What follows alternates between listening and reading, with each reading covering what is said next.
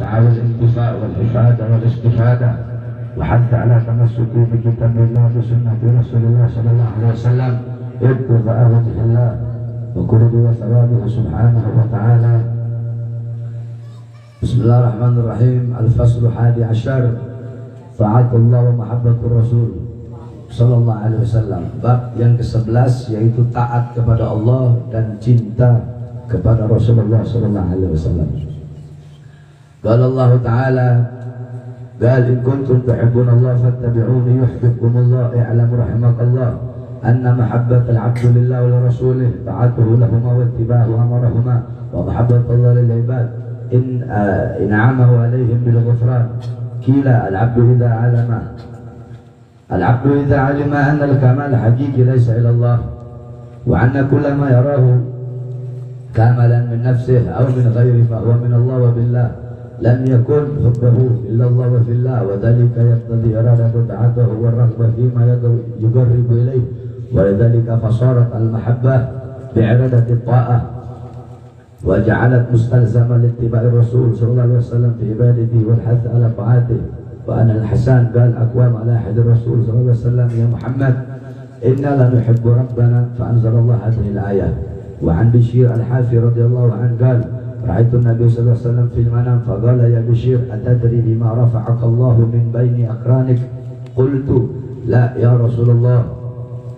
قال بخدمتك للصالحين ونصيحتك لإخوانك ومحبتك لأصحابك وأهل السنة واتباعك لسنتي. وقال صلى الله عليه وسلم من أحيا سنتي فقد أحبني ومن أحبني كان معي يوم القيامة في الجنة. وجاء في الآثار مشهورة أن المتمسك بسنة سيد الخلائق والمرسلين عند فساد الخلق واختلاف المذاهب له أجر مئة الشهيد كذا في شريعة الإسلام. وقال كل أمتي يدخلون الجنة إلا من أبى. قالوا ومن أبى؟ قال من أطاعني دخل الجنة ومن عصاني فقد أبى. كل عمل ليس على سنتي فهو معصية. وقال بعضهم لو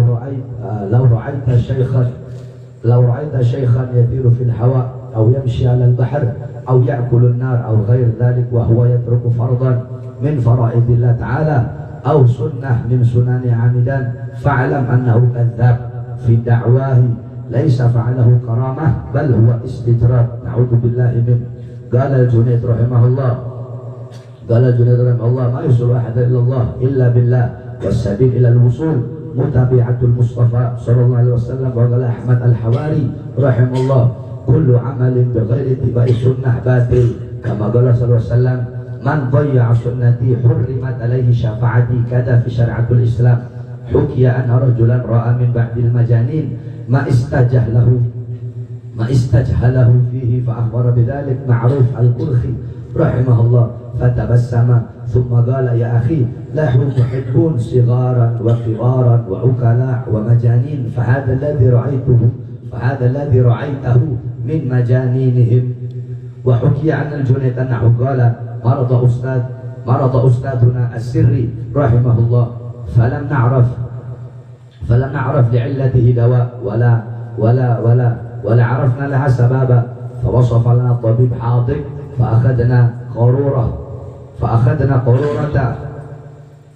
قرورة معه فنظر إليه الطبيب وجعل ينظر إليه مليا ثم قال أراه بول عاشق. قال الجنيد فصعقت وغشي على ووقعت القارورة من يدي ثم رجعت إلى السر فأخبرته فتبسم ثم قال قاتله الله ما أبصره.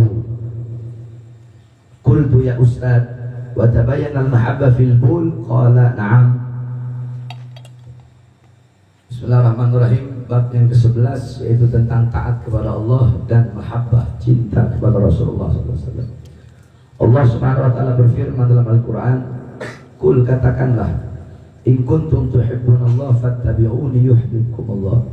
Apabila engkau mencintai Allah Subhanahu wa taala, fattabi'uni maka ikutilah aku. Taatilah aku, ikutilah ajaranku, ikutilah syariatku, ikutilah sunnahku, yuhibbukumullah, maka kalian akan dicintai oleh Allah Subhanahu wa taala. Ketahuilah wahai hadirin yang dimuliakan oleh Allah, anna mahabbatal abd, bahwasanya kecintaan seorang hamba lillah, kepada Allah, wali rasulih, dan kepada rasulnya, apa itu? Ta'atuhu lahuma wattiba'uhu amarahuma. Bukti cinta seorang hamba kepada Allah dan rasulnya yaitu dia akan taat, akan patuh, akan tunduk kepada perintah Allah dan rasulnya. Wa ittiba'uhu amarahuma, dan dia akan mengikuti amarahuma, akan mengikuti perintah Allah dan perintah Rasulullah SAW.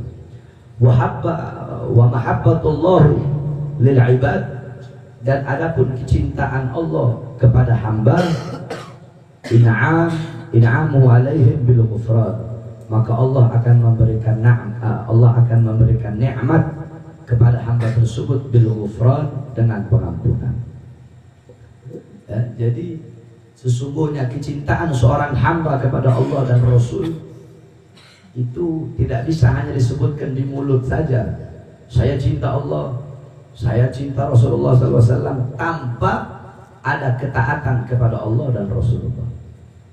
Tidak bisa cinta itu hanya disebutkan di mulut saja. Saya cinta Allah, saya cinta Rasulullah, tetapi tidak ada ketaatan kepada perintah Allah Subhanahu wa Ta'ala.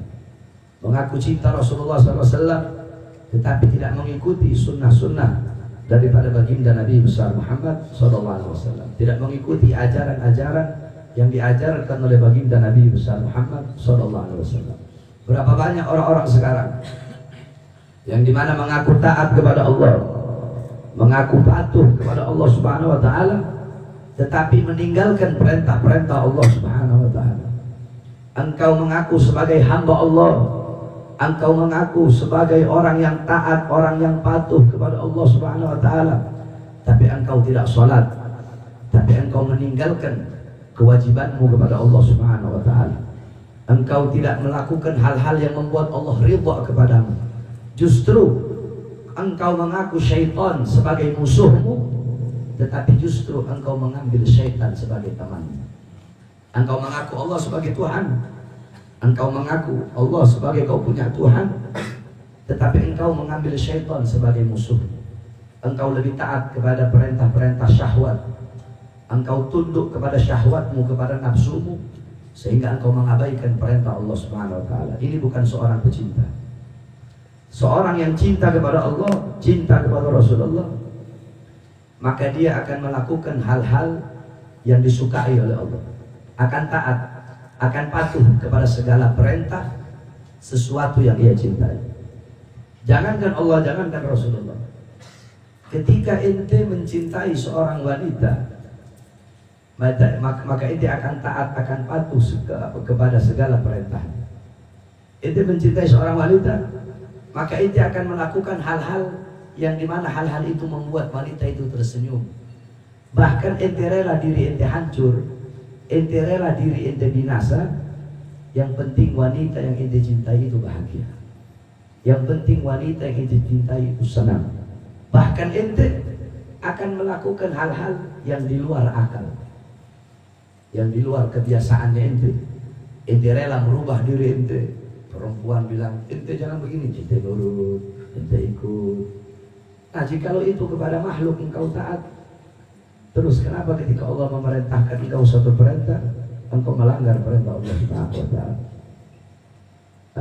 Padahal Allah yang memberikan engkau ruh, Allah yang memberikan engkau kehidupan, Allah yang memberikan engkau anak istri.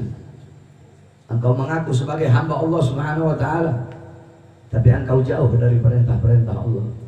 Engkau mengaku sebagai hamba Allah Subhanahu Wa Taala, tapi engkau lebih memilih musik-musik dunia daripada zikir, daripada tahlil, daripada tahmid, daripada tasbih, daripada takbir, daripada tanjid, daripada sholawat.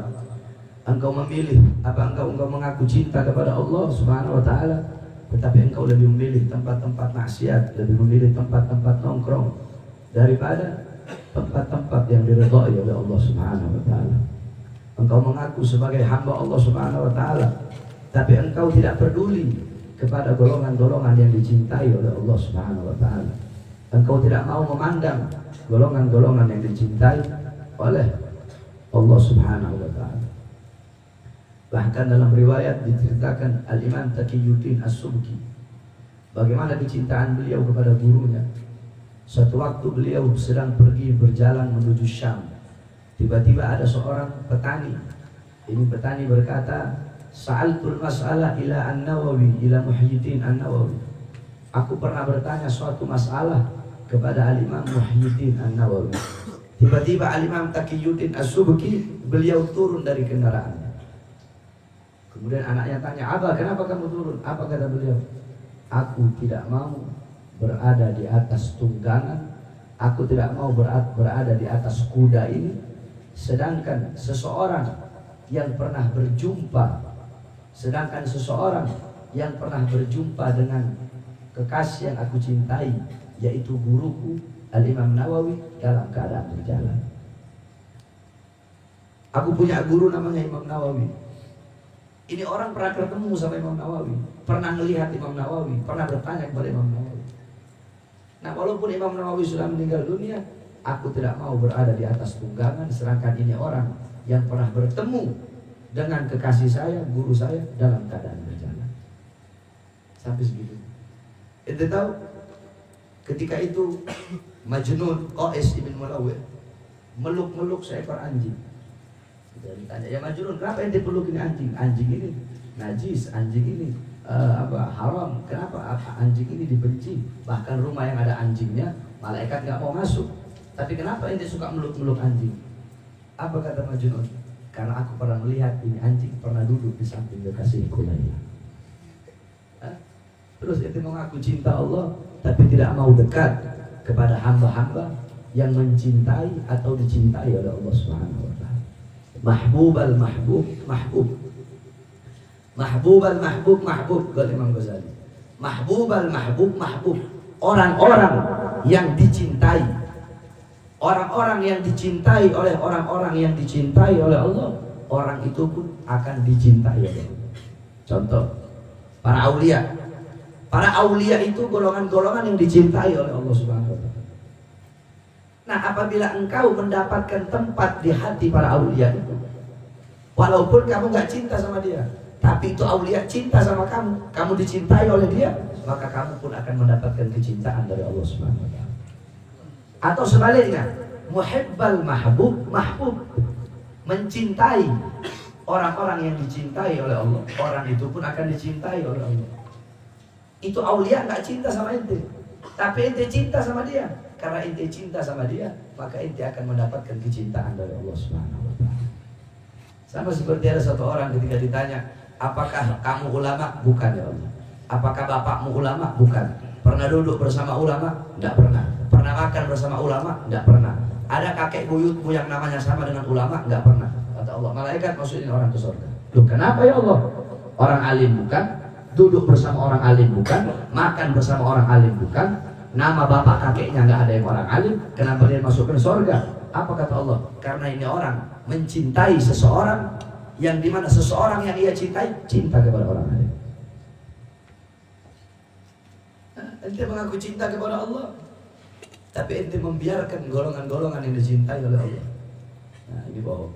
Jadi cinta kepada Allah adalah dengan taat kepada perintah Allah Subhanahu wa ta'ala. Taat kepada segala perintah Allah. Syuf, bagaimana Nabiullah Ibrahim alaihissalam. Nabiullah Ibrahim alaihissalam dikatakan beliau menjadi khalilullah, menjadi kekasih Allah karena lebih taat kepada perintah Allah daripada perintah selain Allah Subhanahu wa ta'ala. Lebih mendahulukan, lebih mengutamakan perintah Allah daripada perintah selain Allah Subhanahu wa ta'ala. Ketika Allah perintahkan beliau, Allah wahyukan di dalam tidurnya untuk menyembelih anaknya. Anak Nabi Ibrahim selama bertahun-tahun gak punya anak, ngarep pengen punya anak, Allah kasih anak. Ketika Allah udah kasih anak, lagi disayang-sayangnya, lagi dimanja-manjanya, lagi tumbuh-tumbuh besarnya, diperintahkan untuk dikorbankan, diperintahkan untuk disembelih. Orang tua mana yang sanggup menyembelih anaknya?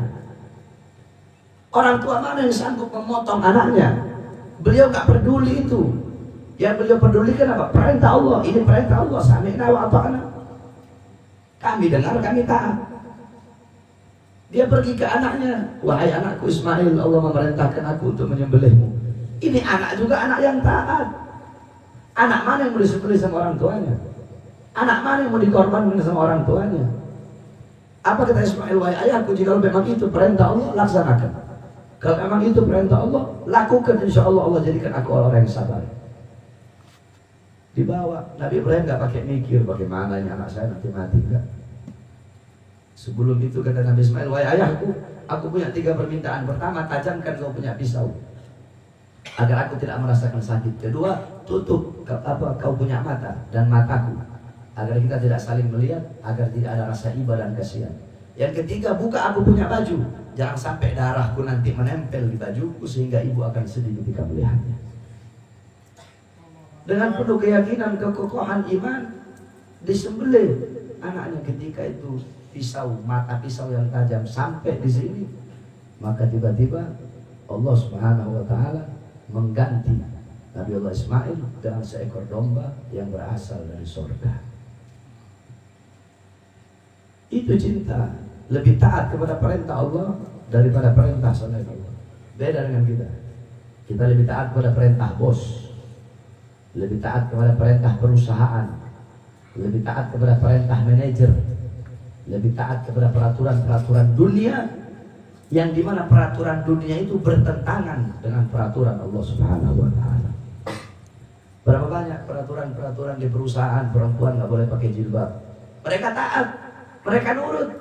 Kenapa? Takut dipecat, takut nggak makan, takut nggak minum, tapi tidak takut kalau mendapatkan kemurkaan Allah Subhanahu wa taala. Kalau Natal disuruh pakai atribut-atribut Natal, tasyabbuh. Tasyabbuh kepada orang-orang kafir. Dia ikut, dia nurut. Kenapa? Kalau nggak dipecat. Dia lebih memilih perintah bosnya, perintah perusahaannya, perintah manajernya daripada perintah Tuhannya. La ta'ata fil mahluk, la ta'ata lil mahluk fi maksiatil khaliq.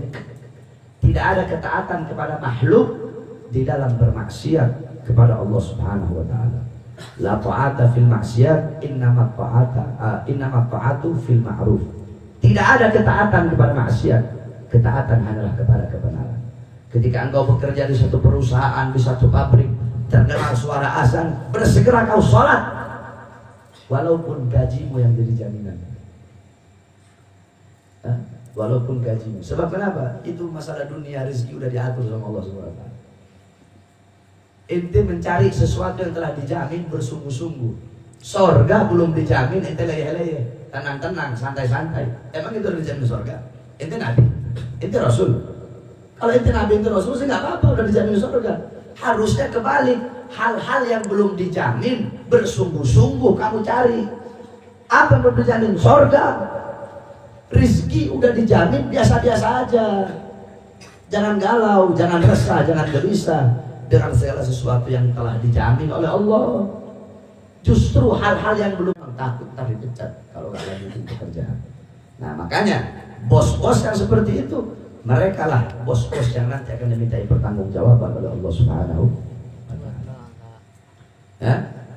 Jadi taat kepada Allah itu jadi kecintaan, ya. Anna mahabbatal abad, kecintaan seorang hamba lillah wal rasuli kepada Allah dan Rasulnya dengan apa? Dengan taat kepada beliau berdua, taat kepada Allah, taat kepada Rasulullah, dan mengikuti perintah dan ajaran Allah dan Rasulullah. Nah, wa mahabbatullah lil ibad, dan kecintaan Allah kepada hambanya. Dengan apa kecintaan Allah itu? Allah akan العقل إذا علم أن الكمال الحقيقي ليس إلى الله وأن كل ما يراه كاملا من نفسه أو من غيره فهو من الله وبالله لم يكن حبه إلا الله وفي الله وذلك يقتضي إرادة بعده والرغبة فيما يقرب إليه ولذلك فصارت المحبة بعبادة الطاعة وجعلت مستلزمة لاتباع الرسول صلى الله عليه وسلم في عبادته والحث على طاعته. وأن الحسن قال أقوام على أحد الرسول صلى الله عليه وسلم يا محمد إنا لنحب ربنا فأنزل الله هذه الآية. وعن بشير الحافي رضي الله عنه قال رأيت النبي صلى الله عليه وسلم في المنام فقال يا بشير أتدري بما رفعك الله من بين أقرانك؟ قلت لا يا رسول الله. قال بخدمتك للصالحين ونصيحتك لإخوانك ومحبتك لأصحابك وأهل السنة واتباعك لسنتي وبلغ الوسلام من أحيا سنتي فقد أحبني ومن أحبني كان معي يوم القيامة في الجنة. وجاء في الآثار مشهورة أن المتمسك بسنة سيد الخلائق والمرسلين عند فساد الخلق واختلاف المذاهب له أجر مئة الشهيد. كذا في شريعة الإسلام. وقال كل أمتي يدخلون الجنة إلا من أبى. قالوا ومن أبى؟ قال من أطاعني دخل الجنة ومن عصاني فقد أبى. كل عمل ليس على سنتي فهو معصية. وقال بعضهم لو رأيت شيخا يطير في الهواء أو يمشي على البحر أو يأكل النار أو غير ذلك وهو يترك فرضا من فرائض الله تعالى أو سنة من سنن عمدان فاعلم أنه كذاب في دعواه ليس فعله كرامة بل هو استدراج نعوذ بالله منه. قال الجنيد رحمه الله ما يرسل أحد إلا الله إلا بالله والسبيل إلى الوصول متابعة المصطفى صلى الله عليه وسلم. وقال أحمد الحواري رحمه الله كل عمل بغير اتباع سنة باطل. كما قال صلى الله عليه وسلم من ضيع سنتي حرمت عليه شفاعتي. كذا في شريعة الإسلام. حكي أن رجلا رأى من بعد المجانين ما استجهله فيه فأخبر بذلك معروف الكرخي رحمه الله فتبسم ثم قال يا أخي له محبون صغارا وكبارا وعكلاء ومجانين فهذا الذي رأيته من مجانينهم. وحكي عن الجنيد أنه قال مرض أستاذنا السري رحمه الله فلم نعرف لعلته دواء ولا عرفنا لها سبابا فوصف لنا طبيب حاضر فأخذنا قرورة معه فنظر إليه الطبيب وجعل ينظر إليه مليا ثم قال أراه البول عاشق. قال الجنيد فصعقت وغشي على ووقعت القارورة من يدي ثم رجعت إلى أسري فأخبرته فتبسم ثم قال قتله الله مع بصره. قلت يا أستاذ وتبين المحبة في البول؟ قال نعم. Bismillahirrahmanirrahim. Bab yang ke-11 yaitu tentang taat kepada Allah dan mahabbah cinta kepada Rasulullah SAW. Allah Subhanahu wa taala berfirman dalam Al-Qur'an, "Qul katakanlah, in kuntum tuhibbunallah fattabi'uni yuhibbukumullah." Apabila engkau mencintai Allah Subhanahu wa taala, fattabi'uni maka ikutilah aku. Taatilah aku, ikutilah ajaranku, ikutilah syariatku, ikutilah sunnahku, yuhibbukumullah maka kalian akan dicintai oleh Allah Subhanahu wa taala. Ketahuilah wahai hadirin yang dimuliakan oleh Allah, anna mahabbatal abd, bahwasanya kecintaan seorang hamba lillah kepada Allah wa li rasulih dan kepada rasulnya, apa itu? Ta'atuhu lahuma wa ittiba'uhu amarahuma. Bukti cinta seorang hamba kepada Allah dan rasulnya yaitu dia akan taat, akan patuh, akan tunduk kepada perintah Allah dan rasulnya. Wa ittiba'uhu amarahuma, dan dia akan mengikuti amarahuma, akan mengikuti perintah Allah dan perintah Rasulullah SAW. Wa mahabbatullah lil ibad, dan adapun kecintaan Allah kepada hamba, in'amu alaihim bil ghufran, maka Allah akan memberikan nikmat kepada hamba tersebut bil ghufran, dengan pengampunan. Dan jadi sesungguhnya kecintaan seorang hamba kepada Allah dan Rasul itu tidak bisa hanya disebutkan di mulut saja. Saya cinta Allah, saya cinta Rasulullah SAW, tanpa ada ketaatan kepada Allah dan Rasulullah. Tidak bisa cinta itu hanya disebutkan di mulut saja. Saya cinta Allah, saya cinta Rasulullah, tetapi tidak ada ketaatan kepada perintah Allah Subhanahu wa taala. Mengaku cinta Rasulullah SAW, tetapi tidak mengikuti sunnah-sunnah daripada baginda Nabi besar Muhammad SAW. Tidak mengikuti ajaran-ajaran yang diajarkan oleh baginda Nabi besar Muhammad SAW. Berapa banyak orang-orang sekarang yang dimana mengaku taat kepada Allah, mengaku patuh kepada Allah Subhanahu Wa Taala, tetapi meninggalkan perintah-perintah Allah Subhanahu Wa Taala. Engkau mengaku sebagai hamba Allah, engkau mengaku sebagai orang yang taat, orang yang patuh kepada Allah Subhanahu Wa Taala, tapi engkau tidak sholat, tapi engkau meninggalkan kewajibanmu kepada Allah Subhanahu Wa Taala. Engkau tidak melakukan hal-hal yang membuat Allah ridha kepadamu. Justru engkau mengaku syaitan sebagai musuhmu, tetapi justru engkau mengambil syaitan sebagai temanmu. Engkau mengaku Allah sebagai Tuhan, engkau mengaku Allah sebagai kau punya Tuhan, tetapi engkau mengambil syaitan sebagai musuh. Engkau lebih taat kepada perintah-perintah syahwat, engkau tunduk kepada syahwatmu, kepada nafsumu, sehingga engkau mengabaikan perintah Allah Subhanahu Wa Taala. Ini bukan seorang pecinta. Seorang yang cinta kepada Allah, cinta kepada Rasulullah, maka dia akan melakukan hal-hal yang disukai oleh Allah, akan taat, akan patuh kepada segala perintah sesuatu yang dia cintai.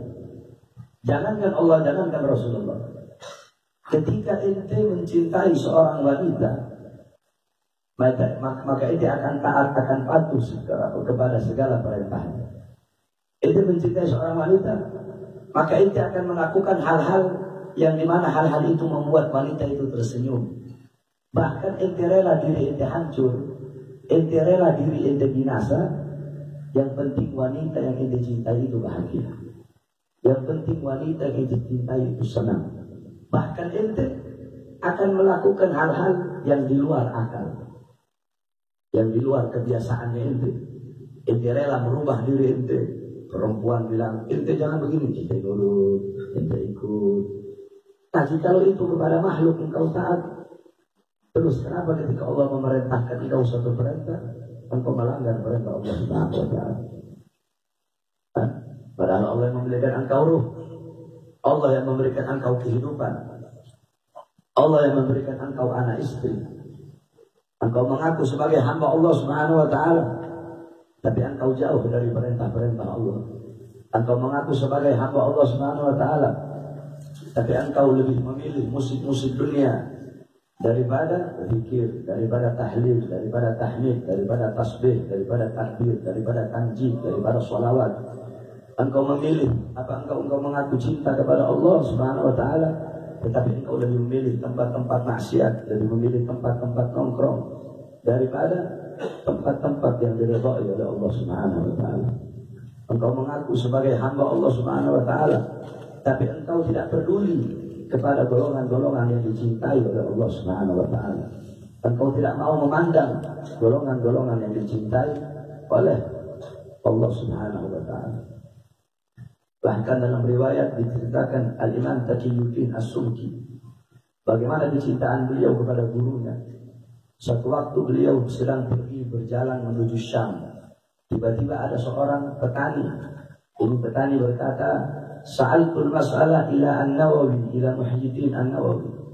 Aku pernah bertanya suatu masalah kepada Al-Imam Muhyiddin An-Nawawi. Tiba-tiba Al-Imam Taqiyuddin As-Subki, beliau turun dari kendaraan. Kemudian anaknya tanya, "Abah, kenapa kamu turun?" Apa kata beliau? "Aku tidak mau berada di atas tunggangan, aku tidak mau berada di atas kuda ini, sedangkan seseorang yang pernah berjumpa dengan kekasih yang aku cintai, yaitu guruku Al-Imam Nawawi, dalam keadaan berjalan." Aku punya guru namanya Imam Nawawi. Ini orang pernah ketemu sama Imam Nawawi, pernah melihat Imam Nawawi, pernah bertanya kepada Imam Nawawi. Nah, walaupun Imam Nawawi sudah meninggal dunia, aku tidak mau berada di atas tunggangan, sedangkan ini orang yang pernah bertemu dengan kekasih saya, guru saya, dalam keadaan berjalan. Sampai segitu. Ente tahu, ketika itu Majnun Qais bin Mulawwir meluk-meluk seekor anjing. Dan ditanya, ya Majnun, kenapa ente perlu punya anjing? Anjing ini najis, anjing ini haram. Kenapa? Anjing ini dibenci. Bahkan rumah yang ada anjingnya, malaikat nggak mau masuk. Tapi kenapa ente suka meluk-meluk anjing? Apa kata Majnun? Karena aku pernah melihat ini anjing pernah duduk di samping kekasihku Laila. Terus ente mengaku cinta Allah, tapi tidak mau dekat kepada hamba-hamba yang mencintai atau dicintai oleh Allah Subhanahu wa taala. Mahbub al-mahbub mahbub. Mahbub al-mahbub mahbub, kata Imam Ghazali. Mahbub al-mahbub mahbub. Orang-orang yang dicintai. Orang-orang yang dicintai oleh orang-orang yang dicintai oleh Allah, orang itu pun akan dicintai oleh Allah. Contoh, para aulia. Para aulia itu golongan-golongan yang dicintai oleh Allah Subhanahu wa taala. Nah, apabila engkau mendapatkan tempat di hati para aulia itu, walaupun kamu gak cinta sama dia, tapi itu aulia cinta sama kamu, kamu dicintai oleh dia, maka kamu pun akan mendapatkan kecintaan dari Allah Subhanahu wa taala. Atau sebaliknya, muhibbal mahbub mahbub, mencintai orang-orang yang dicintai oleh Allah, orang itu pun akan dicintai oleh Allah. Itu aulia gak cinta sama ente, tapi ente cinta sama dia. Karena ente cinta sama dia, maka ente akan mendapatkan kecintaan dari Allah Subhanahu wa taala. Sama seperti ada satu orang ketika ditanya, apakah kamu ulama? Bukan ya Allah. Apakah bapakmu ulama? Bukan. Pernah duduk bersama ulama? Tidak pernah. Pernah makan bersama ulama? Tidak pernah. Ada kakek buyutmu yang namanya sama dengan ulama? Tidak pernah. Kata Allah, malaikat masukin orang ke surga. Tuh, kenapa ya Allah? Orang alim bukan, duduk bersama orang alim bukan, makan bersama orang alim bukan, nama bapak kakeknya nggak ada yang orang alim, kenapa dia masuk ke surga? Apa kata Allah? Karena ini orang mencintai seseorang yang dimana seseorang yang ia cintai cinta kepada orang lain. Ente mengaku cinta kepada Allah, tapi ente membiarkan golongan-golongan yang dicintai oleh Allah. Nah, ini bohong. Jadi cinta kepada Allah adalah dengan taat kepada perintah Allah Subhanahu wa taala. Taat kepada segala perintah Allah. Syuf, bagaimana Nabiullah Ibrahim alaihissalam. Nabiullah Ibrahim alaihissalam dikatakan beliau menjadi Khalilullah, menjadi kekasih Allah karena lebih taat kepada perintah Allah daripada perintah selain Allah Subhanahu wa taala. Lebih mendahulukan, lebih mengutamakan perintah Allah daripada perintah selain Allah Subhanahu wa taala. Ketika Allah perintahkan beliau, Allah wahyukan di dalam tidurnya untuk menyembelih anaknya. Anak Nabi Ibrahim selama bertahun-tahun gak punya anak, ngarep pengen punya anak, Allah kasih anak. Ketika Allah udah kasih anak, lagi disayang-sayangnya, lagi dimanja-manjanya, lagi tumbuh-tumbuh besarnya, diperintahkan untuk dikorbankan, diperintahkan untuk disembelih. Orang tua mana yang sanggup menyembelih anaknya? Orang tua mana yang sanggup memotong anaknya? Beliau gak peduli itu. Yang beliau pedulikan apa? Perintah Allah. Ini perintah Allah. Sami'na wa ata'na. Kami dengar, kami taat. Dia pergi ke anaknya. Wahai anakku Ismail, Allah memerintahkan aku untuk menyembelihmu. Ini anak juga anak yang taat. Anak mana yang mau disembelih sama orang tuanya? Anak mana yang mau dikorbankan sama orang tuanya? Apa kata Ismail? Wahai ayahku, jika memang itu perintah Allah, laksanakan. Kalau memang itu perintah Allah, lakukan, insya Allah Allah jadikan aku orang yang sabar. Dibawa, dari perintah pakai mikir bagaimana ini anak saya nanti mati. Sebelum itu kata Nabi Ismail, wahai ayahku, aku punya 3 permintaan. Pertama, tajamkan kau punya pisau agar aku tidak merasakan sakit. Kedua, tutup kau punya mata dan mataku agar kita tidak saling melihat, agar tidak ada rasa iba dan kasihan. Yang ketiga, buka aku punya baju. Jangan sampai darahku nanti menempel di bajuku sehingga ibu akan sedih ketika melihatnya. Dengan penuh keyakinan, kekokohan iman, disembelih anaknya. Ketika itu mata pisau yang tajam sampai di sini, maka tiba-tiba Allah Subhanahu wa taala mengganti Nabiullah Ismail dengan seekor domba yang berasal dari surga. Itu cinta. Lebih taat kepada perintah Allah daripada perintah selain Allah. Beda dengan kita. Kita lebih taat kepada perintah bos, lebih taat kepada perintah perusahaan, lebih taat kepada perintah manajer, lebih taat kepada peraturan-peraturan dunia, yang dimana peraturan dunia itu bertentangan dengan peraturan Allah Subhanahu wa Ta'ala. Berapa banyak peraturan-peraturan di perusahaan, perempuan nggak boleh pakai jilbab. Mereka taat, mereka nurut. Kenapa? Takut dipecat, takut nggak makan, takut nggak minum, tapi tidak takut kalau mendapatkan kemurkaan Allah Subhanahu wa Ta'ala. Kalau Natal disuruh pakai atribut-atribut Natal, tasyabuh kepada orang-orang kafir, dia ikut, dia nurut. Kenapa? Kalau nggak dipecat, dia lebih memilih perintah bosnya, perintah perusahaannya, perintah manajernya daripada perintah Tuhan. La ta'ata fil mahluk, la ta'ata lil mahluk fi maksiatil khaliq. Tidak ada ketaatan kepada makhluk di dalam bermaksiat kepada Allah Subhanahu wa Ta'ala. La ta'ata fil maksiat, innama ta'atu fil ma'ruf. Tidak ada ketaatan kepada maksiat, ketaatan hanyalah kepada kebenaran. Ketika engkau bekerja di satu perusahaan, di satu pabrik, terdengar suara azan, bersegera kau sholat, walaupun gajimu yang jadi jaminan. Walaupun gajimu. Sebab kenapa? Itu masalah dunia, rezeki udah diatur sama Allah SWT. Ente mencari sesuatu yang telah dijamin bersungguh-sungguh. Sorga belum dijamin, ente leyeh-leyeh, tenang-tenang, santai-santai. Emang itu udah dijamin sorga? Ente Nabi, ente Rasul. Kalau ente Nabi, ente Rasul, sih nggak apa-apa, udah dijamin sorga. Harusnya kebalik, hal-hal yang belum dijamin bersungguh-sungguh kamu cari. Apa yang belum dijamin? Sorga. Rizki udah dijamin, biasa-biasa aja. Jangan galau, jangan resah, jangan gelisah dengan segala sesuatu yang telah dijamin oleh Allah. Justru hal-hal yang belum dijamin, yaitu sorga, itu yang harus kau gelisahkan. Itu yang harus kau risaukan dalam hati. Terdengar sholat di pabrik kalian, itu tetap dengan kerjaan kalian. Kenapa emang takut tadi pecat kalau nggak lanjutin pekerjaan? Nah makanya bos-bos yang seperti itu, mereka lah bos-bos yang nanti akan dimintai pertanggungjawaban oleh Allah Subhanahu wa Ta'ala. Ya? Jadi taat kepada Allah itu jadi kecintaan. Ya? Anna mahabbatal abad, kecintaan seorang hamba lillah wal rasuli kepada Allah dan Rasulnya dengan apa? Dengan taat kepada beliau berdua. Taat kepada Allah, taat kepada Rasulullah, dan mengikuti perintah dan ajaran Allah dan Rasulullah. Nah, wa mahabbatullah lil ibad, dan kecintaan Allah kepada hambanya. Dengan apa kecintaan Allah itu? Allah akan menganugerahkan kepada dia nikmat, karunia, dan pengampunan. Itu adalah kecintaan Allah kepada hamba. Nah, seorang hamba apabila dia mengetahui akan kesempurnaan hakikat, akan kesempurnaan Allah Subhanahu wa Ta'ala, apabila dia mengetahui akan kesempurnaan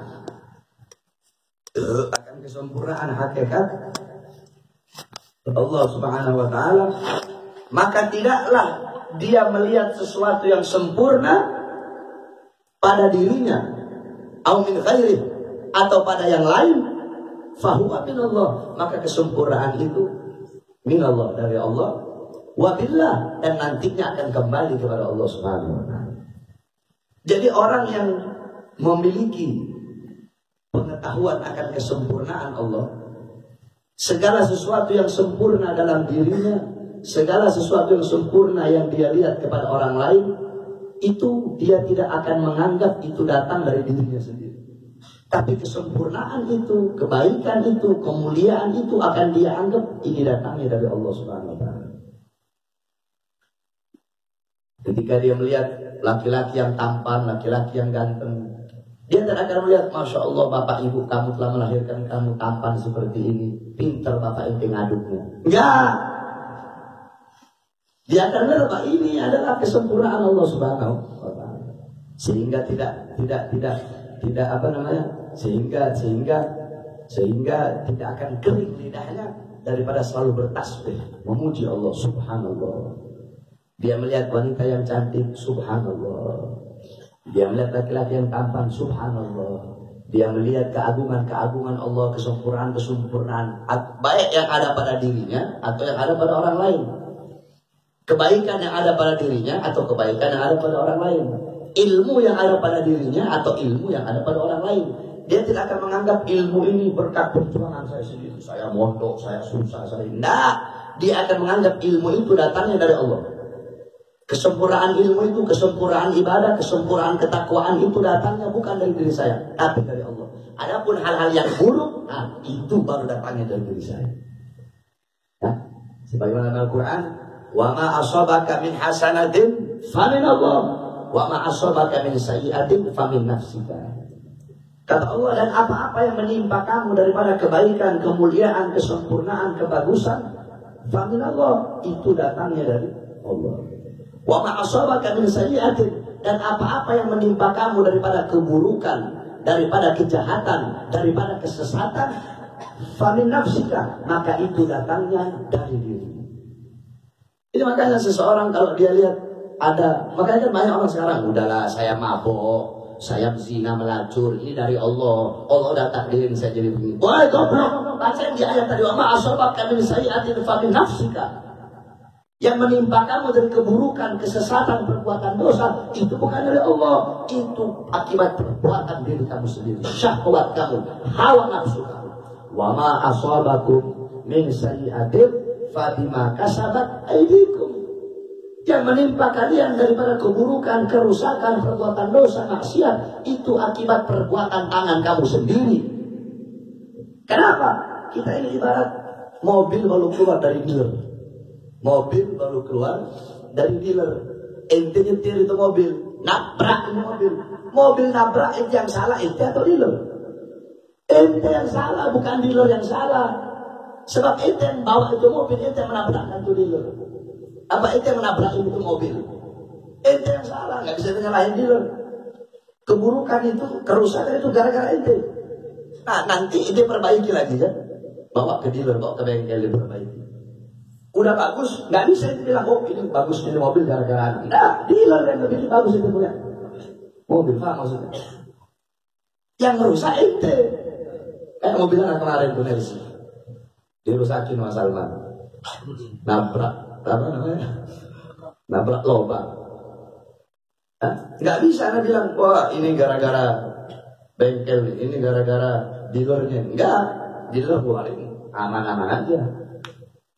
Nah begitu udah selesai dibawa ke bengkel, dibawa ke bengkel, bawa ke dealer, bawa ke bengkel. Udah bagus, nggak bisa.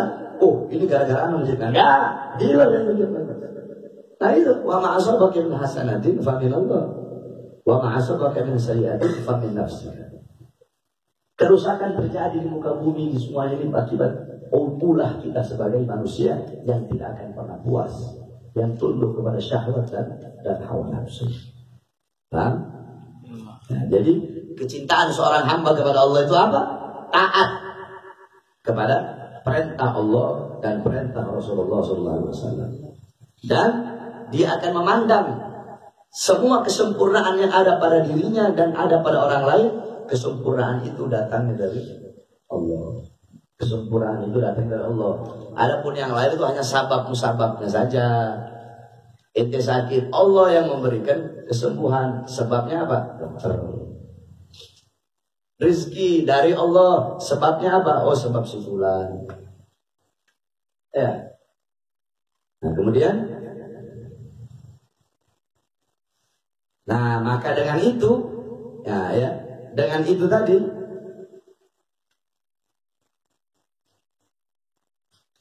maka dengan tadi, dengan kesempurnaan tadi, dengan dia menganggap bahwasanya kesempurnaan yang ada pada dirinya dan kesempurnaan yang ada pada orang lain itu datangnya dari Allah Subhanahu wa taala. Walidzalika fasarat al-mahabbah bi iradati ta'ah. Wa ja'alat mustalzamatan li ittiba'ir Rasul sallallahu alaihi wasallam fi ibadati wa hadza 'ala ta'ati. Maka dengan itu tadi, maka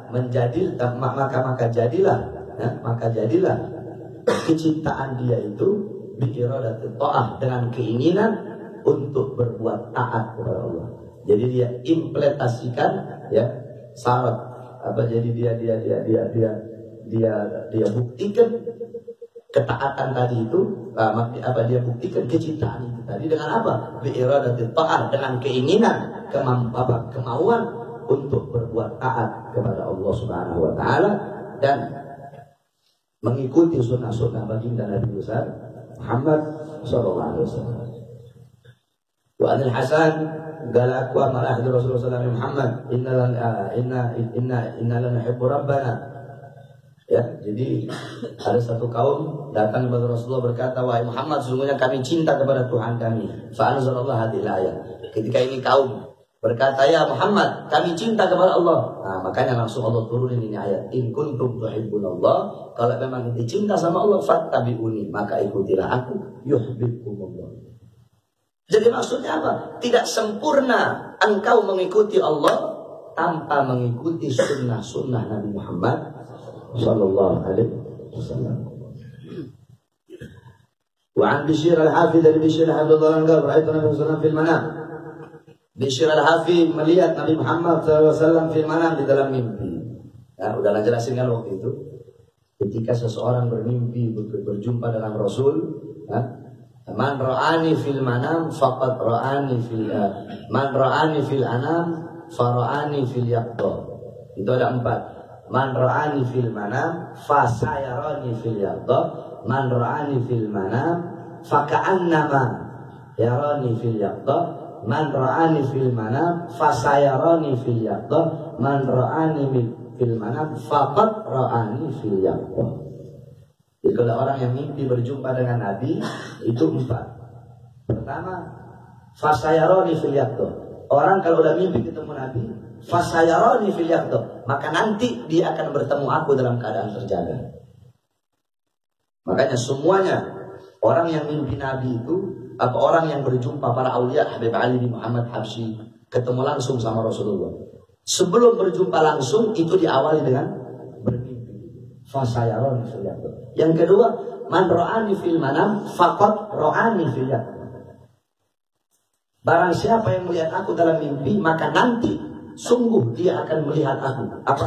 Faqad ra'ani fil yaqdha. Barang siapa yang melihat aku dalam mimpi, maka berarti dia telah melihat aku. Maka sungguh dia telah melihat aku dalam keadaan terjaga. Man ra'ani fil yaqdha faka'annama ra'ani. Man ra'ani fil manam faqad ra'a faka'annama ra'ani fil yaqdha. Barang siapa yang melihat aku dalam mimpi, maka seakan-akan dia melihat aku dalam keadaan terjaga. Nah, menurut para ulama, kecuali setiap mimpi Nabi itu pasti benar, nggak mungkin enggak. Kecuali seseorang bermimpi bertemu Nabi, kemudian Nabi hidungnya mencong, so, dalam mimpinya Nabi itu mencong hidungnya. Dalam mimpinya dia melihat Nabi pijat matanya seumpama. Dalam mimpinya dia lihat Nabi Muhammad dower bibirnya. Ini berlainan ini. Berlainan dengan dengan bentuk fisik Nabi yang telah digambarkan oleh para ulama-ulama as-salafun saleh. Nah, kata para ulama, kalau seperti ini, nah itu bukan Rasulullah SAW. Nah, itu yang kedua. Apabila dia mimpi bertemu dengan Nabi, kemudian Nabi memerintahkan. Contoh, ketemu Nabi bilang, kan banyak orang tuh yang yahanu begitu. Kata Nabi, udah inti gak usah sholat, iman inti udah tinggi. Nabi ngomong begitu dalam mimpi. Tidak, wajib dia taat. Sebab kenapa? Hal itu bertentangan dengan ketika Nabi dalam keadaan terjaga. Nabi dalam keadaan sadarnya, dalam keadaan hidupnya, dalam keadaan terjaganya tidak pernah berkata seperti itu. Contoh, Nabi, orang mimpi ketemu Nabi terus ngomong, inti zina sama itu ya. Tidak wajib, tidak boleh. Sebab kenapa? Itu bertentangan dengan hal-hal yang dimana ketika Nabi dalam keadaan sadar terjaga. Sebab semasa hidup Nabi tidak pernah Nabi berkata seperti, bahkan adalah zina sesuatu yang diharamkan. Nah, beliau berjumpa dengan Rasulullah dalam mimpinya. Faqala, berkata Rasul, ya Bishr, wahai Bishr, atadri, apakah kamu tahu bima, dengan apa, karena apa? Rafa'akallahu, Allah meninggikan derajatmu min baini aqranik, daripada teman-temanmu yang lain. Kenapa? Itu tahu nggak kenapa Allah angkat derajatnya itu? Nah, qultulah, aku berkata, tidak ya Rasulullah, saya nggak tahu. Aku tidak tahu ya Rasulullah. Qala bi khidmatika lis-shalihin. Aku angkat Allah angkat derajatmu dibanding teman-teman kamu. Kenapa? Karena khidmatnya engkau kepada orang-orang soleh, karena baktinya engkau, karena pengabdiannya engkau kepada para ulama. Karena engkau mengabdi kepada orang-orang soleh, akhirnya Allah berikan engkau derajat yang tinggi. Ya, ini khidmatus sholihin, berbakti, mengabdi kepada orang-orang soleh. Makanya dikatakan al-ilmu bit-ta'allum, al-ilmu bit-ta'allum wal barakah bil khidmah. Ilmu itu didapatkan dengan belajar, sedangkan keberkahan itu didapatkan dengan pengabdian. Mengabdikan dirimu, jiwamu, nyawamu, darahmu, hartamu untuk berbakti dan mengabdi kepada orang-orang soleh, mengabdi kepada para ulama. Bagaimana pengabdian para masyayikh, para ulama-ulama terdahulu kepada orang-orang soleh, pengabdian para